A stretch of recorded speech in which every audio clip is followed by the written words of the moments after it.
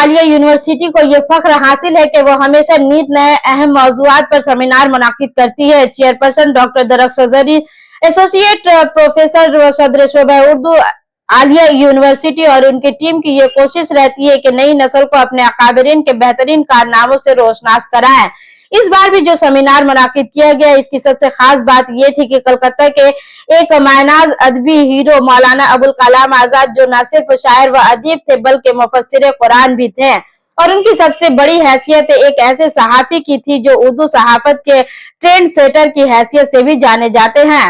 Alia university ने मौलाना अबुल कलाम आजाद यादगारी खुतबा 2025 उर्दू शायरी में कौमी यकजहती और सेकुलरिज्म पर सेमिनार मुनाकिद करके नई नस्ल के याददाश्त को ताजा करने के काबिल 27 खिदमत अंजाम दी है। मौलाना अबुल कलाम आजाद 20वीं सदी में गुलाम हिंदुस्तानियों के लिए किसी नेमत से कम न थे, जो पैदा तो मक्का में हुए लेकिन अंग्रेजों से सरजमीन हिंद को आजाद कराने की मारकाराई के लिए अपना मस्कन कलकत्ता को बनाया और उस दौर के सबसे मौलिक हथियार सहाफत को अपने मिशन के लिए सूदमंद तस्वुर करते हुए उर्दू सहाफत की बुनियाद को भी मुस्तहकम किया और हिंदुस्तानी मुसलमानों समेत आम हिंदुस्तानियों को अपने अखबार अल हलाल के जरिए ये बावर करा दिया कि तुम्हारी तमाम जरूरियात व मशगूलियात अपनी जगह, लेकिन अंग्रेजों से मुल्क की आजादी सब पर मकदम है, क्योंकि गुलाम कौम कभी भी दुनिया में कोई बड़ा कारनामा अंजाम नहीं दे सकी है।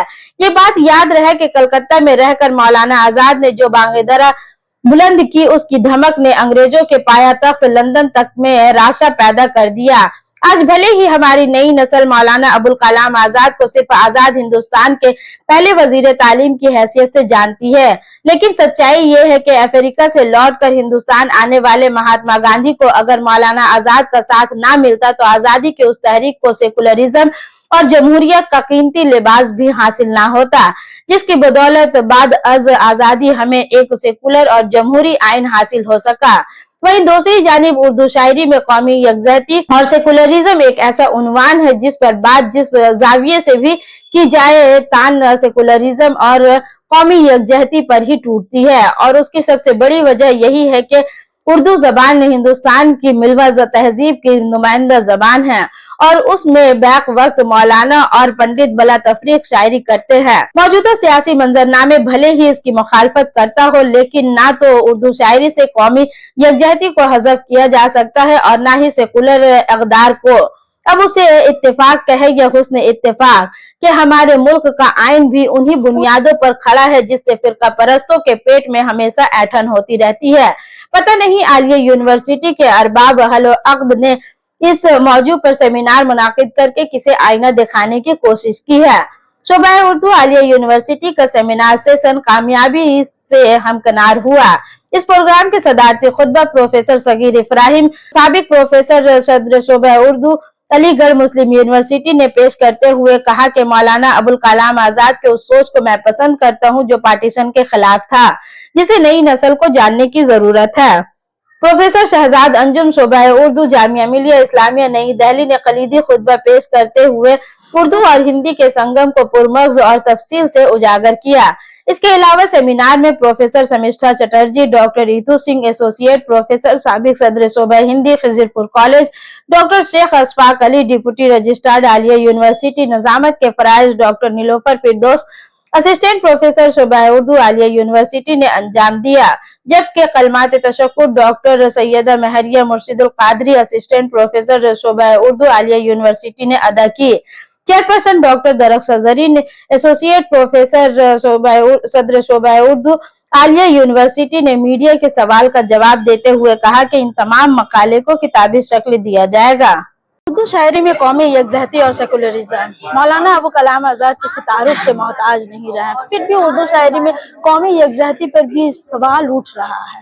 कितना हद तक इतनी सदाकत है? देखिए, बहुत अच्छा आपने सवाल उठाया है कि ये सबसे खतरनाक जो काम हुआ और जिसके अगेंस्ट आज़ाद थे और हम भी हैं, जो बंटवारा जो तकसीम हुए, उस धरती को जिसको हमारे बुजुर्गों ने अपने खून जिगर से सींचा, उस जुबान को जिसको ہمارے بزرگوں نے اپنے خون جگر سے سینچا، تو یہ ایک کرب کا کیفیت تھی.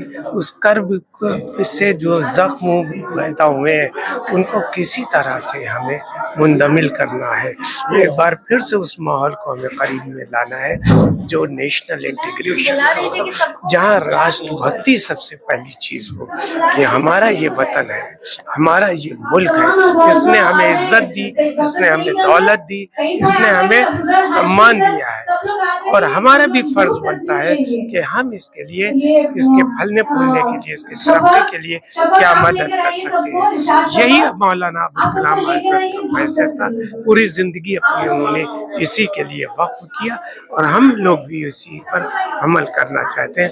خوشی کی بات ہے کہ اس عالیہ یونیورسٹی نے اتنے اچھے ٹاپک کو کیا، کیونکہ آج کا یہ ٹاپک بہت ضروری ہے. ہم صرف دولت کی طرف بھاگ رہے ہیں، عزت کی طرف بھاگ رہے ہیں، مادی شہرت کی طرف بھاگ رہے ہیں. جو بنیادی چیزیں ہیں جس سے قومیں بنتی ہیں، جس سے معاشرہ بنتا ہے، جس سے تہذیب بنتی ہے، جس سے ملک بنتا ہے، اس سے کہیں نہ کہیں ہم سب دور ہوتے جا رہے ہیں. تو ہمیں پھر سے ایک جٹ ہونا ہے، وہی کام کرنا ہے جو ابوالکلام آزاد اور ان کے دوستوں نے، ان کے ساتھیوں نے کیا. جگہ کا انتخاب بھی سب سے اچھا کیا، کیونکہ نیشنل انٹیگریشن کا تو یہ سب سے بڑا مرکز ہے. جیسا میں نے کہا کہ یہاں تو سر سید بھی آ کے متاثر ہو کے گئے، غالب بھی یہاں سے متاثر ہو گئے، ہر بڑے ادیب اور فنکار نے یہاں سے. یہ ہے کہ اردو اور شاعری کی جو بنیاد ہے وہ سیکولرزم اور قومی یکجہتی پر ہی قائم ہے، اور آج سے نہیں، ہمارے قدیم شعراء سے. اگر ہم وہ دکن میں چلے جائیں تو وجہی، اور اس سے پہلے ہم دیکھتے ہیں نظامی، یا بعد میں قلی قطب شاہ، وہاں سے لے کر یہ غالب تک، اب پھر غالب سے بعد کا سلسلہ جو ہے ندا فاضلی تک، ہمارا پورا سلسلہ جو ہے وہ قومی یکجہتی سے معمور ہے. ایک بات اور کہنا چاہتا ہوں آپ سے میں اس موقع پر، کہ ہمارے بہت سارے جو شعراء ہیں وہ خواہ وہ کسی مذہب سے ہوں، وہ ہندو ہوں، مسلمان ہوں. آزادی سے پہلے آپ کو معلوم ہے کہ سبھی لوگ اردو زبان پڑھتے تھے، فارسی پڑھتے تھے، اور راجندر پرساد پریزیڈنٹ جو ہمارے صدر تھے وہ فارسی اور اردو کے اسکالر تھے. تو سب کی اردو زبان تھی، پورے پنجاب میں اردو بولنے تھے، بنگال میں اردو کا مرکز یہ علاقہ. تو جو تمام جو شعراء تھے ان کا ذہن جو ہے حد درجہ سے کھلا تھا، اور وہ خمیر جو وہاں جو پڑی یا جو بنیاد پڑی وہ اب تک قائم ہے، اور اس پر بہت اچھے سے کام ہو رہا ہے. اب دیکھیے معاملہ یہ ہوتا ہے کہ وقت کے ساتھ ساتھ تمام حالات، وقت کچھ چیزیں یکساں نہیں رہتی ہیں، کچھ تبدیلیاں ہوئیں، زمانے کے اثرات سے کوئی بھی چیز محفوظ نہیں رہ سکتی. تو ہماری ذمہ داری یہ ہے کہ اس سے محافظت کی جائے، اس سے بچایا جائے. جیتو سنگھ نے جو چیزیں جو پیش کی، یا نیرج کے بارے میں جو بات چیت کی گئی، وہ ہے، وہ بہت بڑا. دیکھیے ہندوستان تو اسی بنیاد پر قائم ہے. اگر ایسا نہیں ہوتا تو وہ ہندوستان کی جو شکل ہے شروع سے لے کر، وہ ہندوستان باقی نہیں رہ سکتا ہے. تو اس لیے دونوں طرف یکساں. آپ دیکھیے کہ ہم بنگال میں دیکھ رہے ہیں، ہم بہار میں دیکھتے ہیں، کہ پورے ہندوستان میں. اور جو ہماری جو سیکولر روایت رہی ہے وہ پوری طور پر زندہ ہے. دیکھیے جو مٹھی بھر لوگ جو ہے اس طرح کی نفرت پھیلانے والی باتیں کرتے ہیں، اور وہ جو نفرت پھیلاتا ہے اس کی آواز میں بڑی یہ کہیے کہ طاقت نہیں ہوتی ہے، لیکن اس میں کچھ ایسی باتیں ہوتی ہے کہ لوگ اس کو سننے پر کان دھرتے ہیں.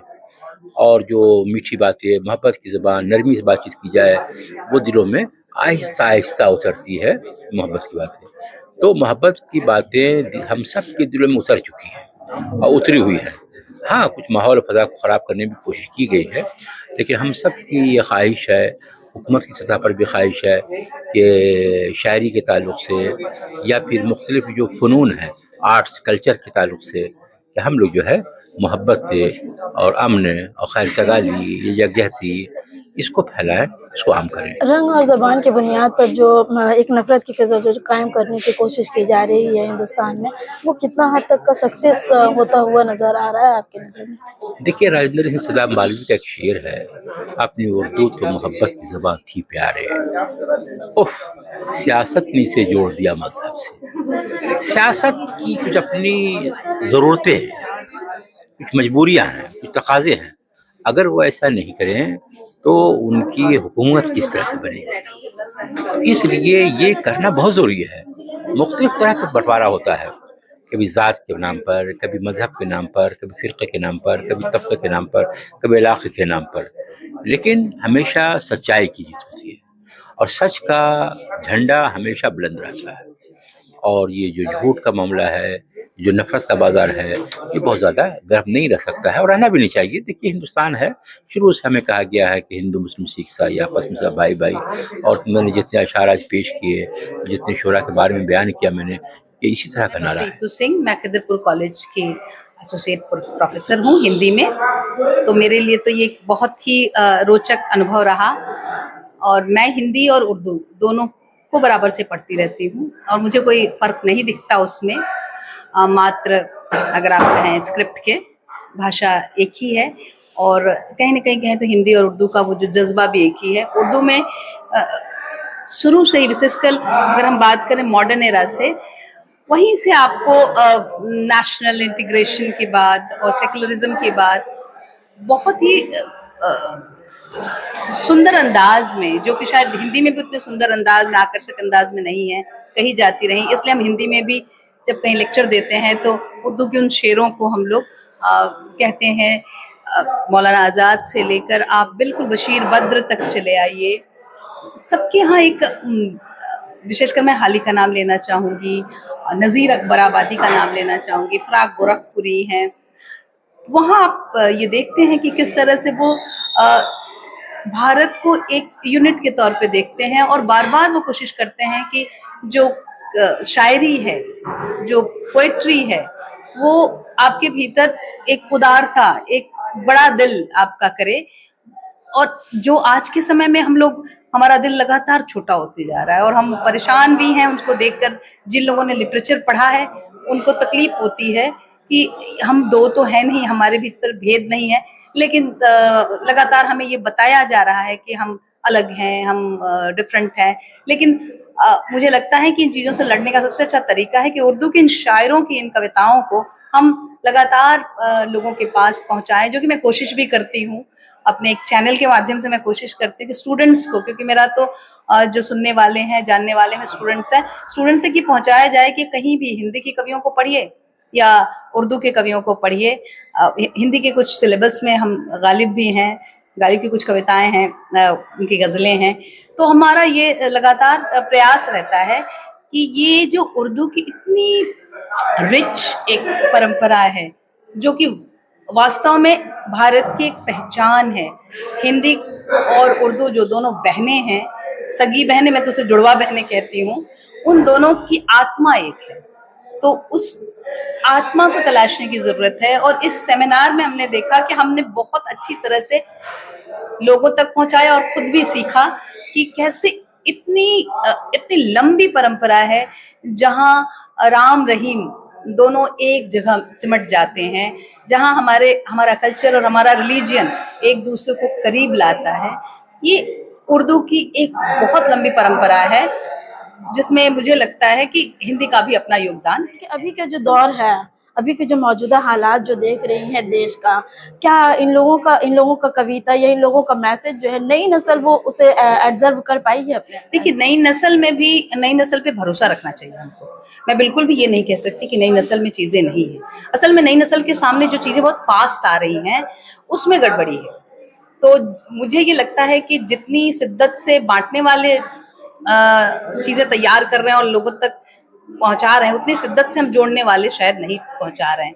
तो हमको ये जरूरत है कि जो हमारी बेहतरीन चीजें हैं, अब वही हालत है जैसे फास्ट फूड होता है और हमारा ट्रेडिशनल फूड होता है। तो आप बच्चों के सामने फास्ट फूड देते जाएंगे तो बच्चे बीमार पड़ेंगे ही, और ये जहनी बीमारी है अगर आप कहा जाए तो। हमें जरूरत है कि इन बड़े शायरों को लगातार सोशल मीडिया पे, सोशल प्लेटफॉर्म पे नए नए मीडियम से और इंटरेस्टिंग ढंग से बच्चों तक पहुंचाया जाए, ताकि हमको उन तक जाना होगा। हम ये सोचेंगे कि बच्चे ज़हीन हो के किताब खोल के पढ़ें, ढूंढें, नहीं, ये हमारी जिम्मेदारी है कि उन तक चीजें पहुंचाएं, रोचक ढंग से पहुंचाएं। और हम इतने धनी हैं, इतने रिच हैं अपने ट्रेडिशन में, उस पर गर्व करना सीखें, उसको बहुत इज्जत दें और ये माने कि हमारे पास जो चीजें हैं उसमें हमारी बहुत 5000 साल पुरानी परंपरा भी है। पूरी दुनिया का, जिसको कहते हैं ना कि पूरी दुनिया का एसेंस अगर आपको ढूंढना है तो इंडिया में है, और उस एसेंस को अगर ढूंढना है तो हिंदी और उर्दू में है, इसमें कोई दो राय नहीं है। तो हमें नए बच्चों पे भरोसा रखना चाहिए, वो बहुत ज़हीन है। हाँ, ये जरूर होता है कि हम उनकी परवरिश कैसे कर रहे हैं, घरों में भी परवरिश का जो मसला है। क्लासेस में हम लोग कोशिश करते हैं कि बच्चों को बिल्कुल एक भारतीय बनाया जाए, एक इंडियन बनाया जाए, हिंदुस्तानी बनाया जाए। वो जाने कि हम मूलतः एक है, और नहीं तो ये देश ही नहीं बनता, ये तरह तरह के लोगों का देश है। तो हिंदी और उर्दू दोनों तरह की कविताओं को, अच्छे लिटरेचर को, पॉजिटिव मैसेजेस को हमें उन तक पहुंचाना चाहिए, और कोशिश करना चाहिए कि उनके अंदर ये विवेक पैदा हो, ये कॉन्सेंस पैदा हो, कि समझ पाएं कि ये बांटने वाली चीजें हैं और ये जोड़ने वाली चीजें हैं।